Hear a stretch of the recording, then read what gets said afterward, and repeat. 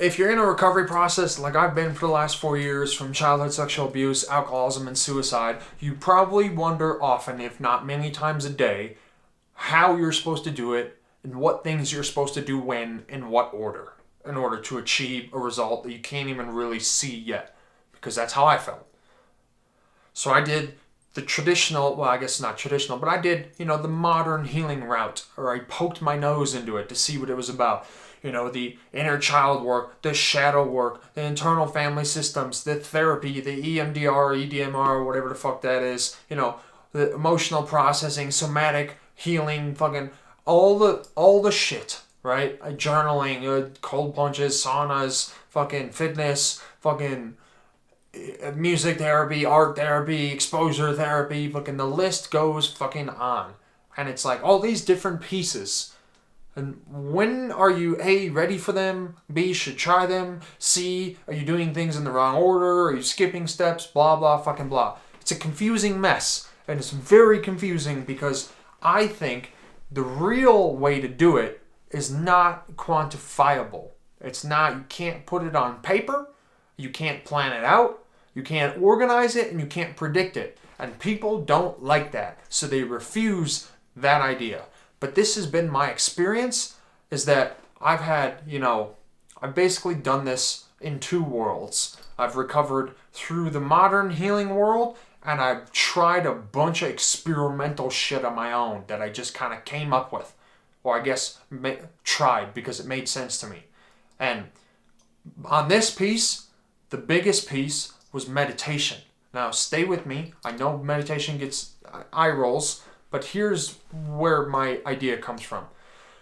I noticed that through all the modern healing structures, the only thing I ever got was more understanding, more words to my prison walls, as I've said. I could, see the structures, put myself inside the structures, answer the questions, do the thinking, write the sentences, say the words, understand things, map things out, and it was all making sense in my mind, but it didn't change anything, and it didn't really create any major breakthroughs. It just kind of, it was like, I don't know what a good analogy is for that, but it was like, reading, or I guess I'll use the one I used from a different video. It's like reading a book on how to build a rocket, and then, taking a test and passing the test on how to build a rocket. And then it was like somebody coming to me and saying, okay, you passed the test, go build a rocket. And you're like, oh, fuck, like this is way different.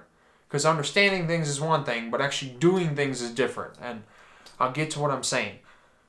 I think the best way to approach a healing process is to do it through meditation. Because from my experience, I was led naturally through all the therapeutic and healing processes I was learning about.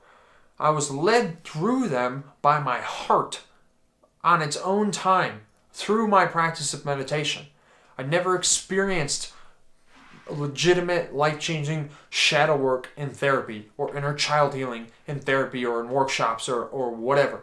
I experienced all that inside meditations because here's a thought. My thinking is that we as people who are interested in the psychology of human or the human experience are becoming slowly more in depth at explaining it. But that means that it already exists and we're just trying to put language to it. So if all of that stuff already exists, like, shadow work, whatever that means to you, already existed before we called it shadow work and developed practices to bring it about.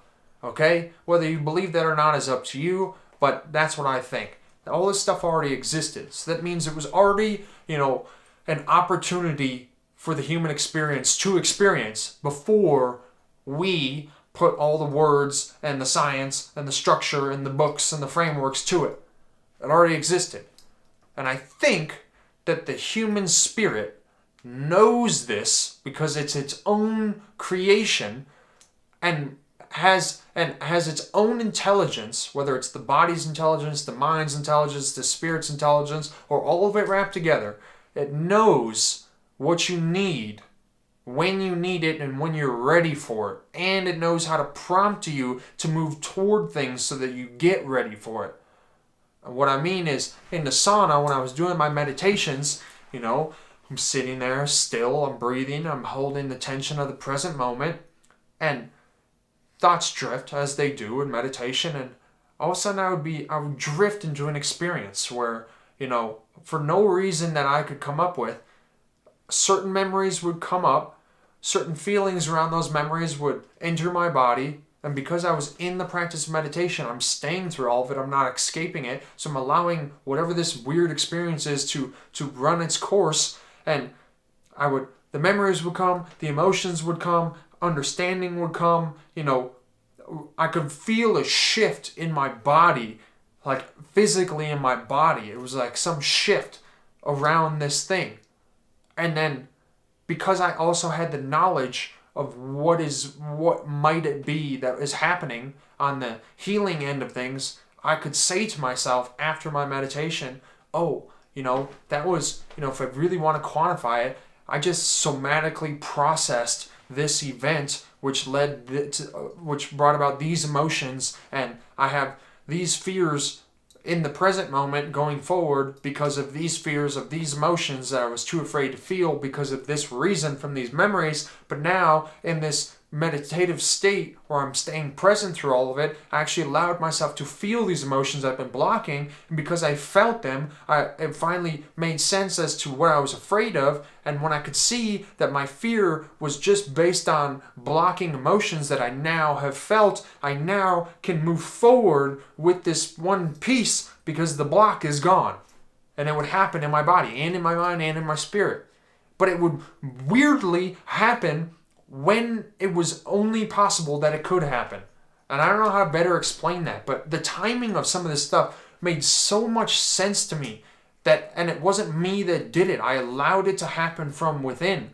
It was like, people ask, how did you recover so well? And it's like, I'll be honest, like, I listened to my heart.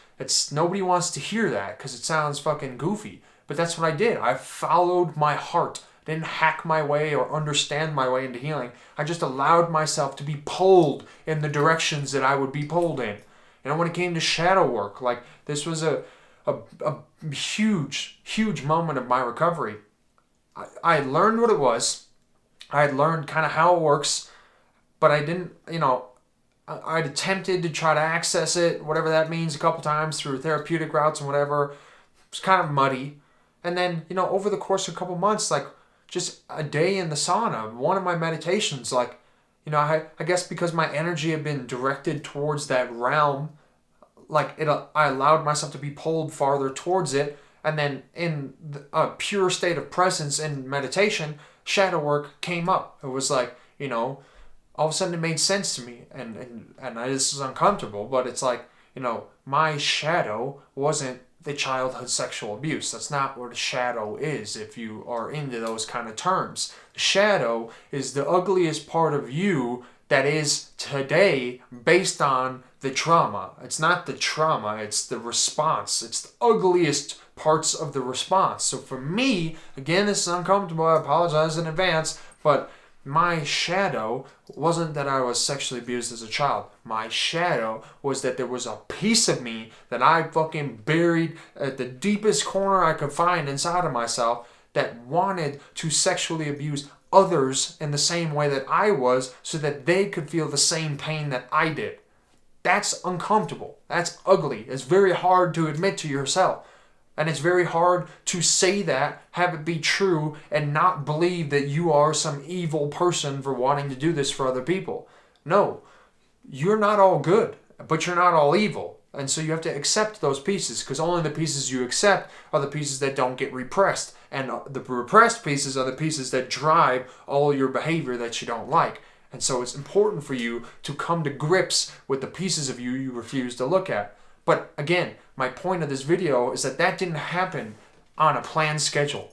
It happened because I committed to a daily practice of meditation, which is a daily practice of presence. And in the pure state of presence, my heart, or whatever it is, led me through these things at the appropriate time.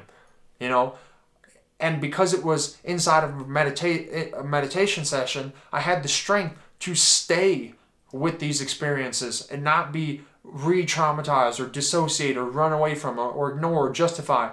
I had the ability to experience them properly all the way through without accepting or denying them, just experiencing them.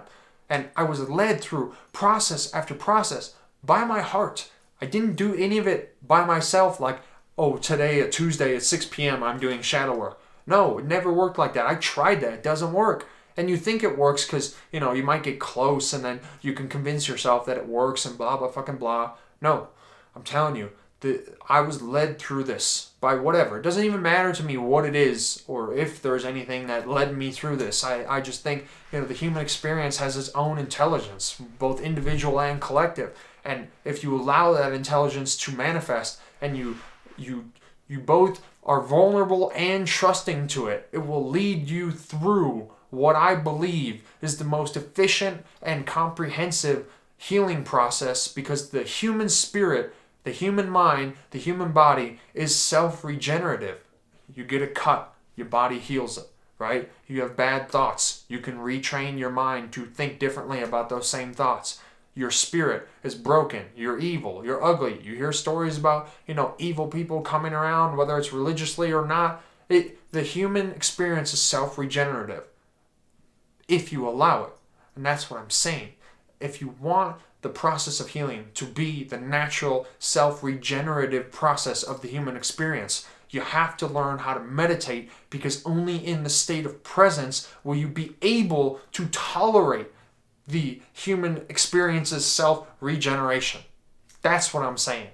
So again, it's always going back to meditation, but it's going back to meditation for many reasons. And one of the biggest ones is your body, mind, and spirit will lead you through what you need to go through on its own time, which is arguably the most efficient that it could be if you allow it, and only if you build the skill of presence, which is built in meditation.